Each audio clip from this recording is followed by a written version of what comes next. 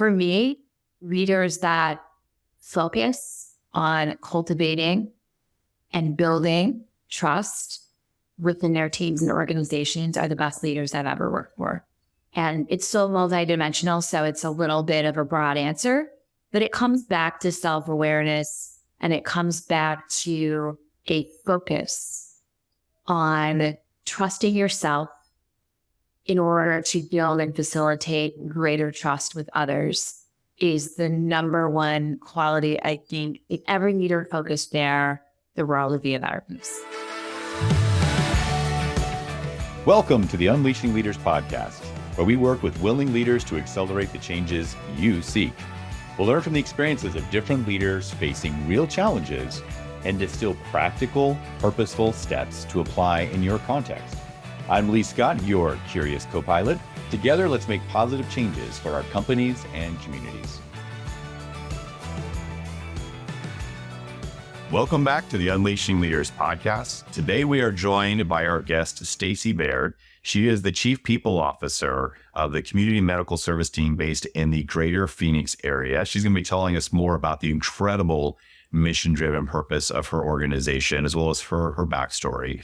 But today we're going to be looking at an interesting paradox, or maybe an interesting combination. How do we as leaders cultivate for ourselves and those around us a greater level of self-care and compassion so we can have the energy to be our authentic selves? And how do we leverage the rise of AI to complement, elevate, and extend the human experience, as opposed to have it be the end of that which we know as humanity? Stacie, the juxtaposition is fabulous. I'm super curious about it. Thank you so much for being on the show.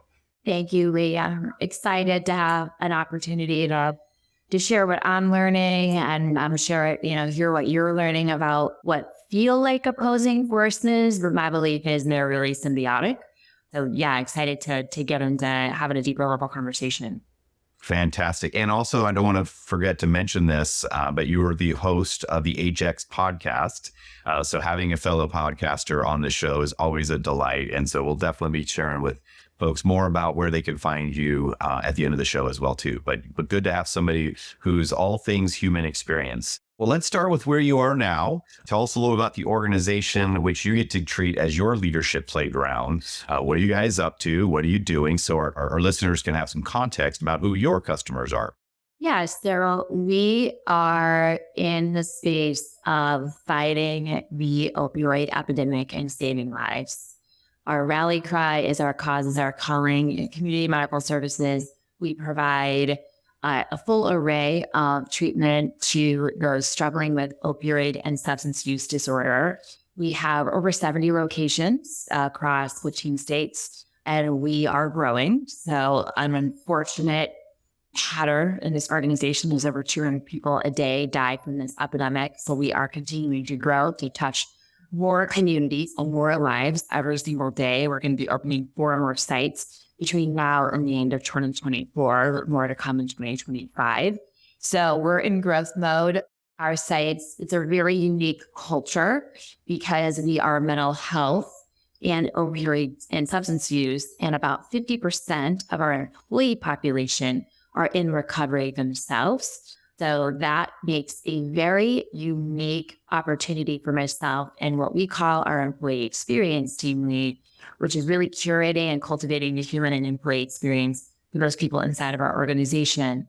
Because 50% of our folks or more, I believe it's greater than that, are in recovery because we are a very trauma-informed, harm reduction-oriented agency. So we do lots of things. So having those lived experiences is so key. So key. Yeah, and just so many beautiful souls coming together to really solve for the problem. And a really innovative company. We were the first company to ever open a 24-hour intake center in the space. We're the first company to do a lot of the things that we do. So really risk open to do what's right for patients. We have an expert, one of our medical directors is an expert in treating women who are pregnant, who are struggling with opioid addiction. So, we get into those gray areas that some are really afraid to go into. And what comes out of that is, as the chief people officer, or whatever the heck you want to call me, that the head of the people, the human stuff, my team and I have a unique opportunity to talk about what we're going to talk about today, which is how do we help our people be their best selves for when their patients walk through the door. And I don't take that lightly. I take that with a lot. Since I took this position 2.5 years ago, I take that very seriously and continuing to further my own education. I'm now a trauma-informed and resilience coach via Trauma Institute. I wanted to do that to become more informed as a chief people officer of a trauma-informed agency, for example. So just a continuous learning journey for me on how I can show up as my best self. And we'll get a little bit into my story, I'm sure my personal story of what happened about it now almost 2 years ago, a year and a half ago for myself. That was an aha moment that accelerated my desire to have that learning as well. So yeah, just a really unique opportunity to work right on the front lines of something that is affecting so many people right now. Well, right there, something I want to highlight is so often in life we face challenges, adversity. You and I talked about some that we're both facing in our personal lives. And we hate those and we're like, this sucks. And I want to get out of this as fast as possible. But what you just shared there is like, the strength of your organization and over 50% of your folks is the fact that they have gone through those adversities, and that those challenges become then our source of our superpowers and our ability to then serve others in that way, or have an expanded frame of reference. I think it's just important to remember that adversity is the source of your strength. I mean, look at all the superheroes that are out there, right? Something happened, bad, challenging, and then that is why they're now the hero of Gotham or whatever. So really, really want to just honor all of us going through challenges right now, that this too shall pass, and it will become a source of a way that you can serve, in the future. But it doesn't make the moment any better when you're dealing with it, right? 100%. And if you'll allow me, one thing I worried about resilience that I think was a little bit of a doing this work that I'll share with everyone is, for a long time, I had a belief system like resilience was about bouncing back, and it was some sort of elastic band. It is a journey. It's a story. It's a long-term game. It is 1%. If you've read Atomic Habits, it's 1% every day. It is having tools and structure to build resilience. It's not magic. And what we learn in this coaching through the Trauma Institute is those things are all really missed. It's not a light switch, right? It's not like I'm great, trauma happens, I shut the light off, and resilience is I'm turning the light switch back on. Turning it back on. Yeah. No, it's not binary. You're going through it, right? It's not a cave. You don't go in a dark cave and then you come out of the cave. You're not bouncing back. You're moving forward. It's a tunnel. I went through this thing and I'm coming out the other side and I gained something, right? Even if it feels like I lost something, which probably did, but you also gain something. And that's, I think that's a different way of looking at resilience in general. Wonderful. Well, tell us a little bit more about, if I was a little girl and I want to grow up to be Stacie as the people lead of this incredible mission-driven program to literally save lives. Some people say look, it's just work. It's not life or death. And you're like, hoorah, hell yeah, this is about life and death. Tell us a little about the journey that got you here, and then share also, if you wouldn't mind, a little bit about your personal experiences that was in parallel with the professional journey. But let's start with the professional. Yeah. So I started on my journey because I wanted to be a doctor. So when I was about 17, I got a job in a hospital, a nonprofit hospital system in Indianapolis called St. Vincent's. And I had just the best group of physicians. I started in the file room and, I was young and I just wanted to get experience in that particular practice, had the 2 heads of residency. So I was able to do rounds with them and really learn what it was actually like to be a doctor. What a gift. As you can tell, Lee, I didn't become a doctor. So here's the story, right? I couldn't know that. So I was in undergrad in pre-med and just managed care, was consuming healthcare. And my doctors were like, don't do this. So they all said, don't do this. One of my female physicians, and again, this is back in the 90s. So God bless the evolution. We're not where we want to be, but God bless the equality that's continued to progress over the last 25 years of my life. It was true back then. being a female physician meant a choice between a family and being a doctor. And that was the advice she gave me as well, which I think was really good advice. I wanted to be a mom. I wanted to have a family. And that wasn't completely feasible back then. So through all that advice, Lee, I was like, okay, what the heck am I going to do? Well, let me finish my degree. So my degree is in chemistry and pharmacokinetics. But at the same time, I kept moving up at the hospital. I became the head of residency recruiting, which was really cool. Again, an opportunity to learn about this practice, finding the best talent that is really aligned to the mission, vision, value of our hospital at the time, which again was a Sisters of Mercy nonprofit hospital. So flash forward, graduated, moved to Arizona. This is where my mom lives. So again, a little bit about my personal story. I wasn't raised by my parents. I was raised by my grandparents in Indiana, but every year went to 3 states and lived with different people, which to our point earlier felt like a very heavy burden to bear. And now I recognize what a gift to be in 3 completely different cultures. Microcultures, yes. Different family settings, different, styles, different communication, like all that expose you to the range, or at least a broader range, right, of humanity. Yeah. And I think you had a kind of a similar, right, kind of background. And so that just creates, I think, a curiosity and a desire and a hunger to just really understand people, because that's survival when you're a child, in some ways.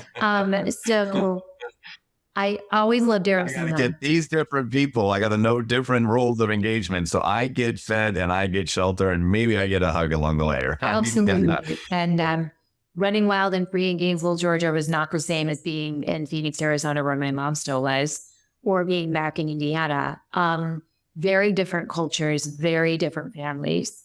And so I moved back to Arizona. I had my heart. I moved here when I was 2 and moved back to Indiana when I was 8, but I always came here every year. So watching this city grow and develop has just been such a passion for me. I love the desert. I love the mountains and I love the ocean too, but I love the desert. So came out here and I was like, what the heck am I going to do? I'm going to go into recruiting because that's the only thing I know what to do, right? Let me start there. And long story short, it was just been a series and a progression of one of my clients when I was a recruiter in 1999 said, hey, girl, do you want to come and be our HR team? I was like, what the hell what is that? Because he was building a startup out of Sunnyvale, California. I said, I don't know how to do any of that. I just know how to recruit people. He's like, great. That's the only thing we really care about right now is recruiting right people. Now, that's what's relevant. So yeah, that's you can learn the rest. And you'll learn the rest as you go, right? Just jump in. Yeah, that's right. And so that's when I went from agency and to back in 99 to being, right into the fire of a head of people of a high growth company in Silicon Valley, of a growing company. Built that company, sold it to Hewlett Packard. I didn't have equity. I had very minor equity. It wasn't like a major seminal event in my life, but it was a very big learning experience for me. We were right down the street from Yahoo Networks. We were right down the street with some of the big players. I was competing for talent with some of the biggest players in the country. So that was a really big opportunity. And then the market went down and I went to a Fortune 50 company, which I thought, again, what experience haven't I had? I haven't been in a big company. Let me go do that. And then just from there, after that, just went back into high growth companies. I love the piece and the build and the being able to curate the human experience is what I learned right out of the gate as early as possible with an organization and build a really incredible employee experience team that is people focused, data centric, what is doing things. And we're going to talk about AI, looking at technology as a lever. And so that's where I found my sweet spot in my career. Now I've done that, 10 or 11 times. And so when I got this call for a few times, couple of times. But it's fast. I mean, even at this point, right, what seemed like a jagged, broken road looking back was really a straight arrow to where you are now. It was like you were assembling all of these experiences and these abilities, and your curiosity drove you through it. That definitely stands out. Your ability to extract the wisdom out of every experience that you're in, again, whether it's in, South Georgia or the high desert or central, US, and then Silicon Valley, fast paced, high tech versus a hospital environment. These all seem completely disjointed. They all seem completely like, what do you have? ADD? What's your problem, kid? Right. But really they were all shaping you to be able to see what was common across the human experience. And then how do you accelerate the curation of that in an intentional, purposeful way, regardless of what the specific product is? But then, oh, wow, look at how data and tech, are, like you said, not polar opposites, but are actually potentially, done right, complementary. So already you see this form of Stacie ready to come out in the world. And now you've done it 11 times. Now you've got the repetition in. So you're like, man, I can spot those patterns from a mile away. Right. But then life threw you a curve. You had it all together. You're, full throttle, high intensity, fitness instructor, superwoman. And then life happens. So tell us a little about that journey. Yeah. And I'll say this to your point, like I'm big into Reid Hoffman's book around, everything's a tour of duty. So I will say I did a stunt as CEO running a turnaround of a startup, which was so incredible, right, to run. And I taught myself graphic design and did all this stuff at that company. And then I also was a management consultant for 2 years at a management consulting company that was actually funded by Jack Welch. And so you, to your point, like I started to view my career as a portfolio. And I've started to talk to a lot of people, a lot of Gen Xers about this, like reducing the shame that your career is a portfolio and you're curating it as you go. And it all culminates into, right, kind of not even one big event, but it just continues to accumulate wisdom, hopefully along the way, and curiosity. So yeah, I took the job at CMS. I always tell this story. It was a really interesting experience because when I came onto the market was hot for HR people right after COVID. And I got 5 offers in 2 weeks. And my husband and I sat down, and he's an executive, God bless his soul. He's a chief revenue officer. And he whiteboards everything. So we whiteboarded all my offers out. And a finance and a people person, that is a power couple, if I heard one, right? Yeah.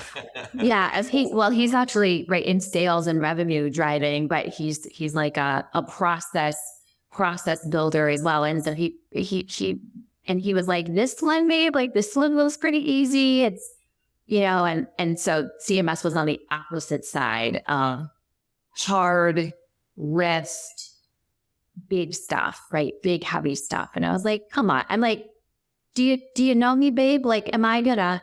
No. It's like, it's way right. It's like, no, these, you know which one I'm going after. Yeah. I'm like, he's like, I know. He's like, I knew it is before I ever wrote this on the board, but I just, just the extra. So I chose that. And, I had someone in my life that was affected by opioid use disorder. This is very personal for me. As everybody at CMS has, most of us are here for a reason. So flash forward a little less than a year, January of 2023, I took my 18-year-old, 17-year-old at the time daughter to the pediatrician. And within a 24-hour period, we were given her diagnosis of a very rare form of leukemia and was on chemotherapy and in the hospital. And I've had moments in my life that are very obviously pivotal moments. As a parent, as you know, Lee, there is nothing, the birth of your children is obviously a pivotal moment. This was definitely a life-changing moment that I can't even explain. Interestingly enough, people ask me, how did you respond? I have been doing the work that we're going to talk about today around self-regulation, self-compassion. Now, because I took the job at CMS, I took it very seriously to understand how do we teach our leaders to be their best self.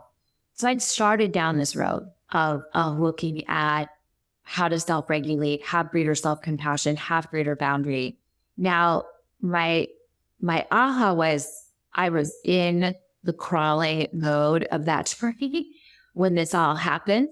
Then after 25 years of HR, teaching fitness and well-being, launching well-being programs, being a mom now to 5 kids, being a partner in a way, I really wasn't really great at it myself. I was not always practicing what I was preaching. I was good at physical activity and food and some of the stuff, but not great at the stuff that really helped. Yeah, the inner work, the inner work. So let me just pause there for a second, Stacie, because I want other leaders to know this, right, about it. It's like you're driving, you're checking the boxes, you're doing the right things, you're assembling the affinity rings to, be able to, do the thing that you're born to do. And then there's that realization that there's one piece of it that really integrates all together that's been missing. And in that moment, that's not a moment to beat yourself up for. It's actually, it might be humbling. It might take you to your knees. It might be because life has thrown it at you. But that's the moment of greatest growth and evolution when you're like, ooh, I was missing this. Okay, now it's really time. And then when you embrace that and you do something about it, suddenly everything levels up.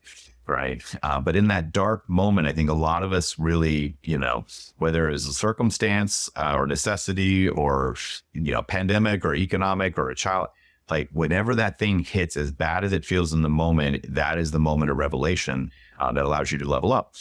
So almost, and you've probably gone through this now in micro ways several times in your life, but being able to recognize that and be like, okay, as much as this is going to suck, this is also a moment of growth and empowerment. So I just want to honor that for you, because other people are like, well, I just want to be Stacie without all the heartache. And it's like, well, you don't get to be Stacie without the heartache. Like that is what makes Stacie authentic and powerful. Anyways, please, I didn't mean to interrupt you in the story. No, you're good. So, people always ask me, like, what was my response? My daughter doesn't even remember the moment my husband was there.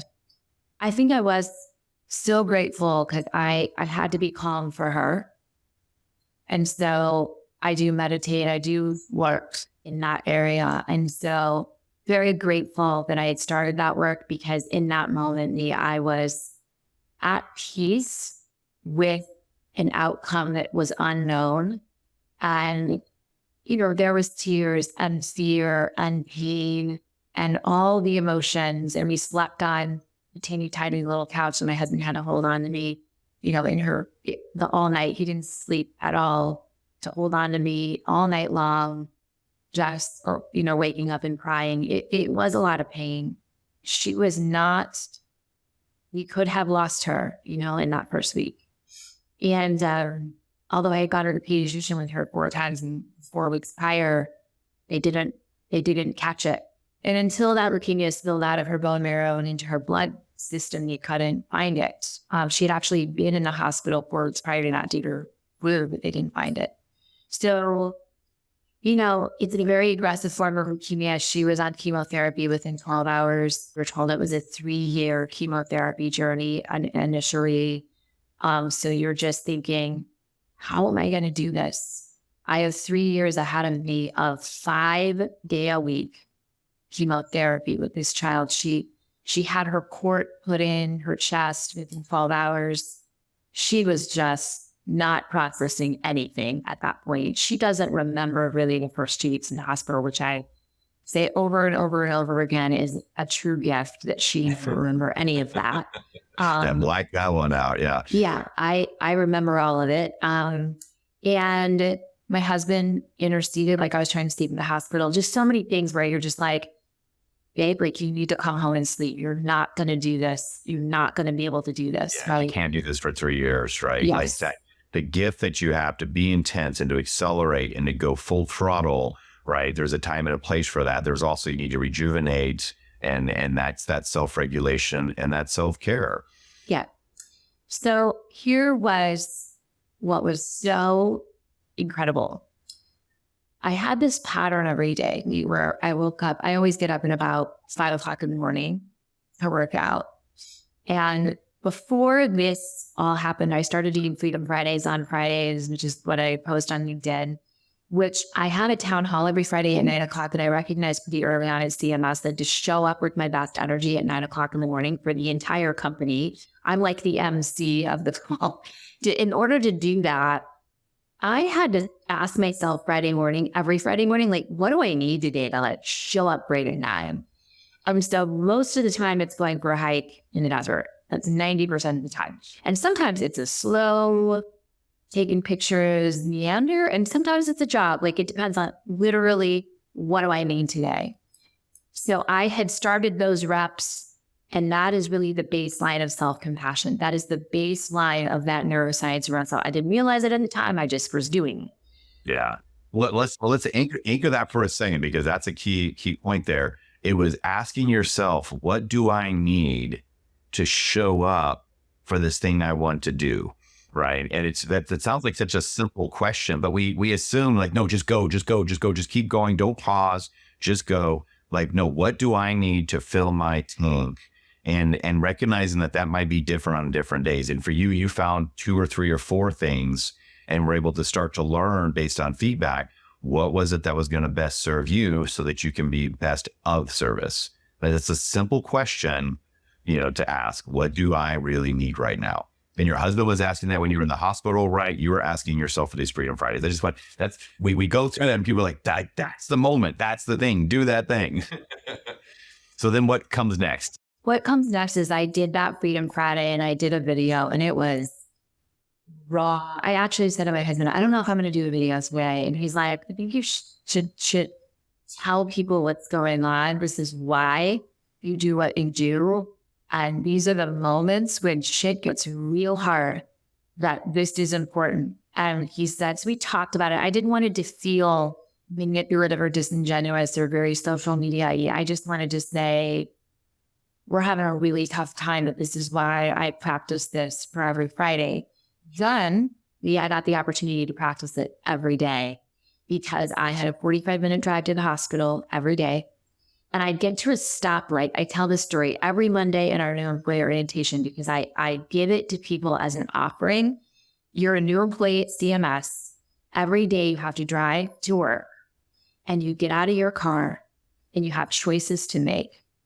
And one of those choices I had to make every day is there was a stoplight in front of the hospital and I could turn left and go to the parking lot, or turn right and go into a Starbucks and take a deep breath and walk across with a coffee and a Frappuccino for my kid and take on all rent. Or I could drive to the top of the parking garage slowly, listening to a vibe, and take a deep breath or look at the sunrise and top of the parking garage and take space there. I had choices to make. Everyone has choices to make.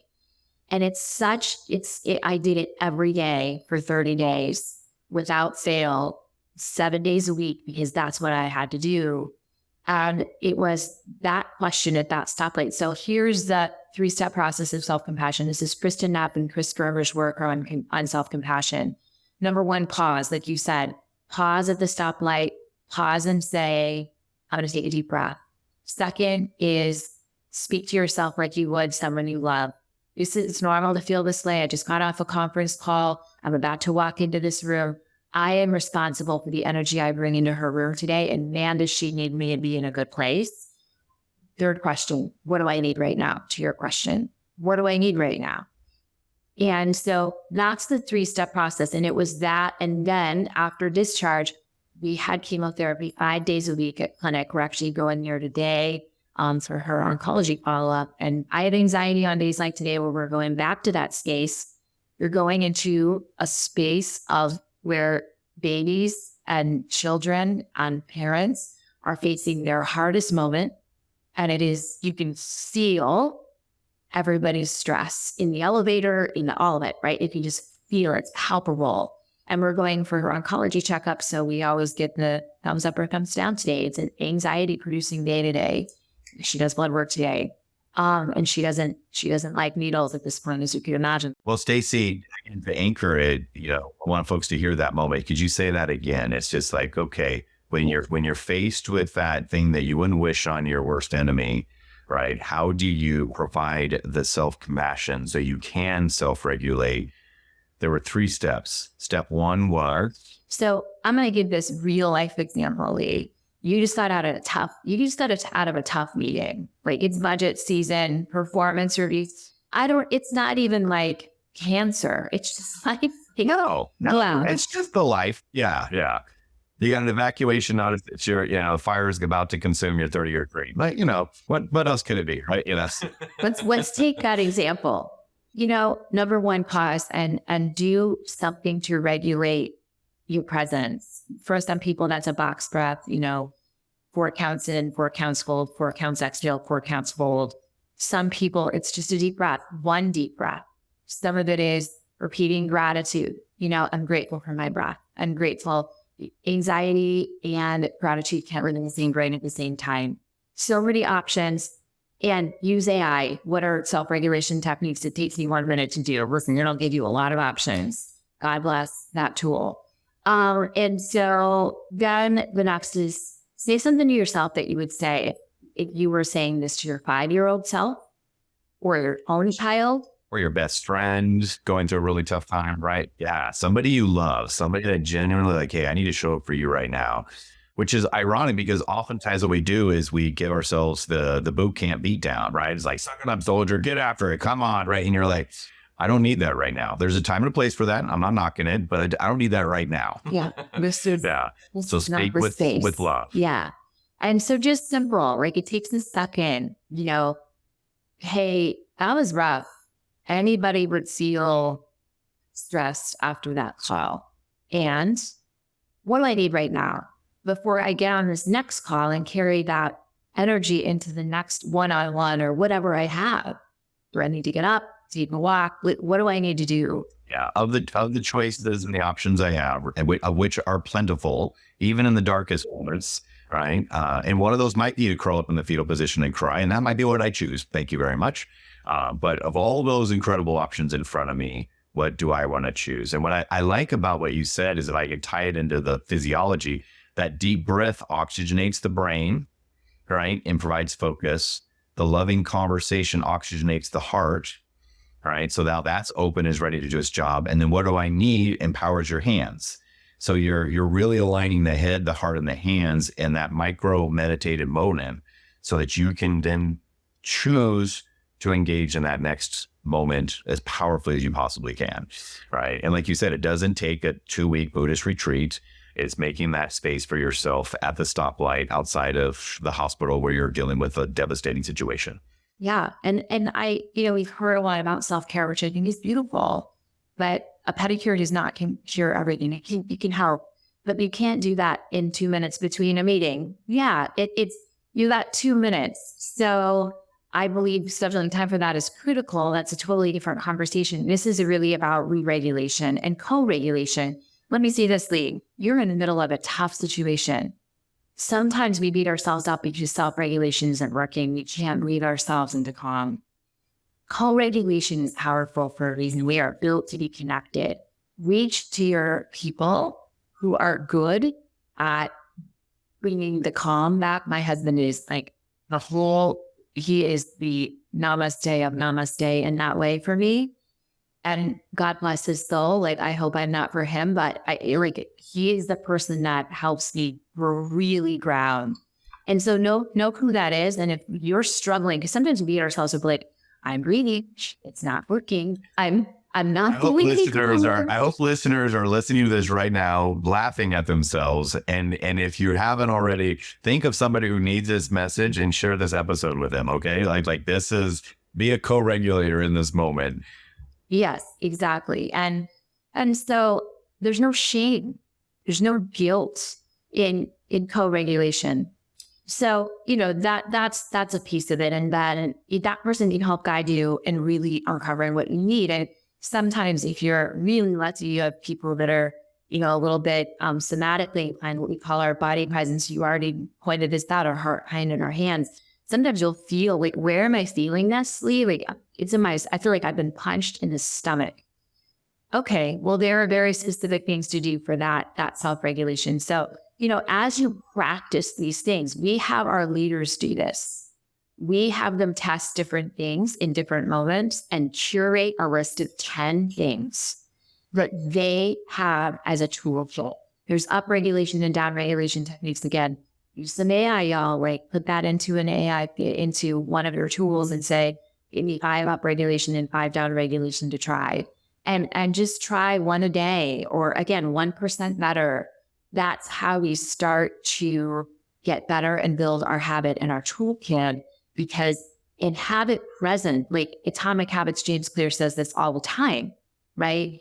It is having that list front and center. So when you have that moment, it's a reminder, right? He talks about, I want to read more. So I buy books and put them around my house, and I have Audible on the front page of my phone. And it is presence that creates awareness, because when your amygdala gets hijacked in a trauma and stress situation, it is the tool that saves you, not your like own ability to turn that on, right? That's almost impossible for people to do unless you're the Dalai Lama, let's be honest. And I have a feeling everyone, even he has moments, right? So that's the what we teach. I teach this every new employee orientation to every single person. I ask them to send me an example in the next week, as and sometimes I don't want to call it the power of being a chief people officer. People take you seriously a little bit. So I do say, like, guys, I want you to take this seriously. This is your first day here. And if you don't do this, you will not be here a year from now. Well, I think the difference is, are you running on a battery, or are you plugged in to like a nuclear power reactor that is unlimited practically, right? Because if you're running on the battery, I don't care how great your battery is, you will run out. But if you're plugged in and you've got these other external sources of energy or tools, and again, teach their own. I'm not saying, and I'm not judging which one's right, but have them for you and have them accessible for you, so they're at the ready. And that's just being smart about your own self-regulation and your co-regulation. Well, Stacie, you shared some really valuable tips that I think we could all use at work, at home, in our lives, in our relationships. You were teasing us a little bit earlier, and you mentioned it a couple of times. How do we leverage things like the rise of AI at an individual level, maybe even at a social level? You've gotten to be an expert, or becoming an expert in this. I think we're all, this is all so new. Nobody's really, right? But you're further down the rabbit hole than most of us. Frame for us, first of all, what are people's kind of first assumptions when they're thinking about AI as it relates to the human experience? And then, as you're mentioning, like, how do we reframe that to look at how it can be elevating the human experience? Would you be willing to share a little bit of that with our listeners? Yeah, 100%. We've been doing a series on the HX podcast on this because I was at several CHR conferences, and I kept hearing the same response, which was fear. Like, I am afraid. I'm hearing this really exacerbates bias. And that's scary. And I don't want to be wrong. And I don't want to try something and have it fail. I don't want the finger pointed at me. That's what I was hearing a lot of without people saying that. And so I started having some experts on that have been doing this work. By the way, it's been around for a long time, y'all. This is not new. Well, I took an AI class in like 97, I think it was, right? It's like, that was part of my leadership curriculum. It was like, this is coming.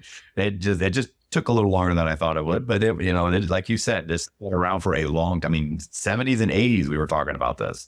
Yeah. And so it's first and foremost is normalizing it. And I say this every time I speak, like, you use it whether you know it or not. If you use Spotify or Amazon or any consumer-based tool, there is an element of augmented intelligence that is being leveraged. Social media, my friends, is all based on AI algorithm and smart learning. So the question is, how do we use this, or we just keep it simple, for good versus evil, right? Like, to forward the human experience. And I really, Jensen Harris is coming on the HX podcast as one of the experts. He spent 10 years at Microsoft, was really early in this stuff, built Testio, which is one of the very first AI-based tools in the HR space. And I was excited to have him because he's an OG, right, genuinely doing development in this space. And I was grateful to hear his advice list, what similar advice to what I've been giving. First of all, we teach our leaders how to get comfortable with it by giving them assignments like, hey guys, well, you curating your 10 list, again, that's what AI is good at, like pulling from the internet all different options and curating a list for you. I'm teaching people to write powerful prompts. And so we do learning labs with our leaders. Those learning labs are workshops. It's monthly. And then 2 weeks later, we do an accountability follow-up and say, how is it working? What's working? What's not working? are 15 minutes long. They're bite-sized pieces, and we give it to people right where they need it. And we started with that option of please provide 5 videos, for example, that would help me down-regulate in 2 minutes or less. Boom. Like you get that. Yeah. Well, I think for a lot of folks, they're like, okay, well, isn't that just search? And I'm like, no, the difference between search and AI is search is just like, what's out there. Now I got to go evaluate it, assemble it, repackage it. AI is answer. It searches, it compiles, it evaluates, and then it presents. So it's answering, right? Not just searching. And that's a whole other level. And it would take you hours to go through all of that to find those nuggets. And again, it's still presenting them as options. It's not like you're not like, that's it. You have to take it or leave it.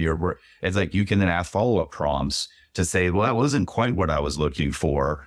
Give me something more in this vein and send it back out and have it give you another answer. So it's really an answer engine versus a search engine is the way I kind of characterize it.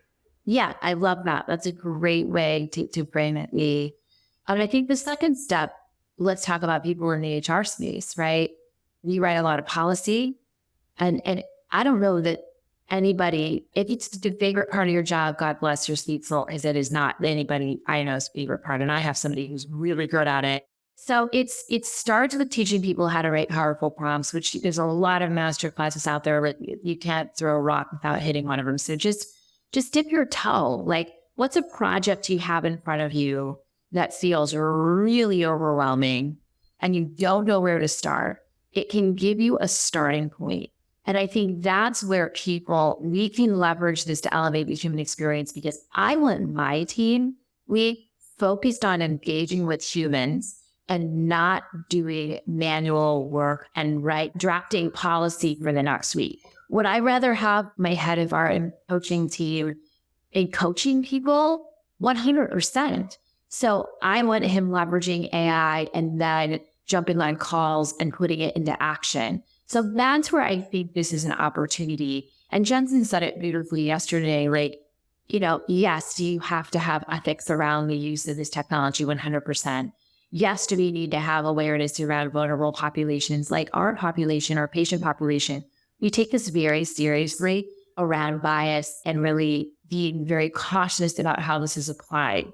One thing I heard the head of AI for Glassdoor say, which I thought, not head of AI, she's the head of DE&I, who is working in this space right now.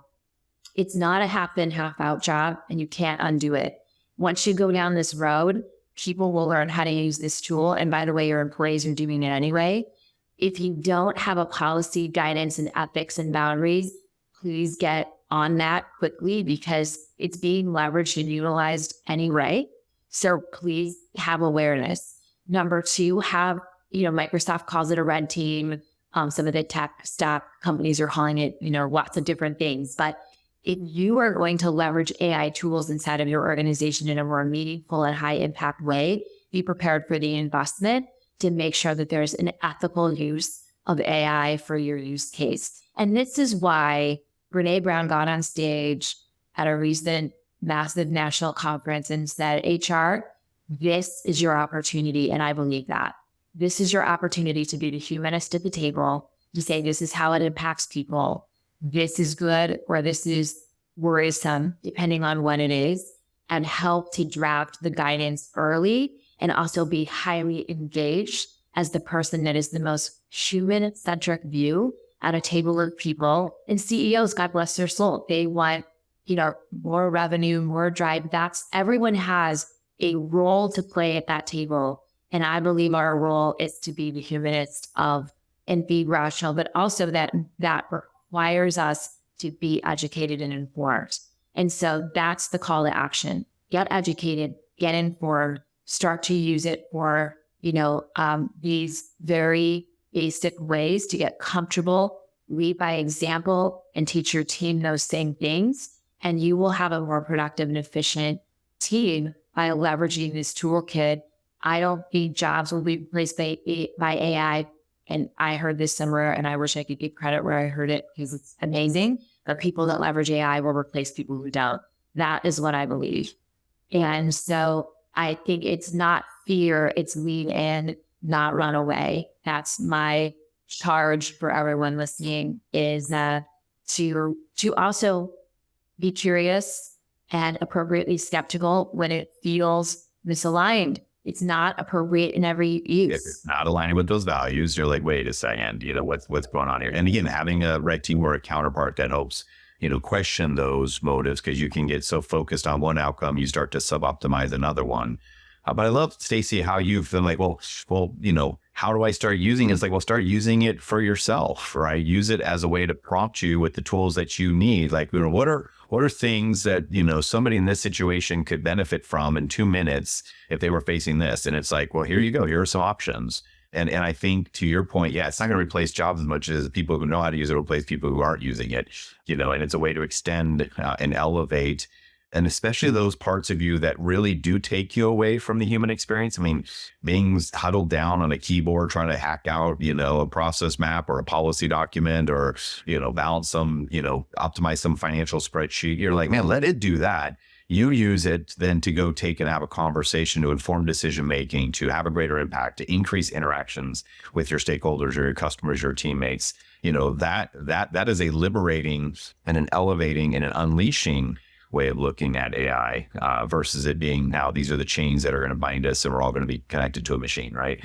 So very humanistic. And I appreciate you, highlighting the role of those people in your organization that can be your balance to potentially rogue applications of it.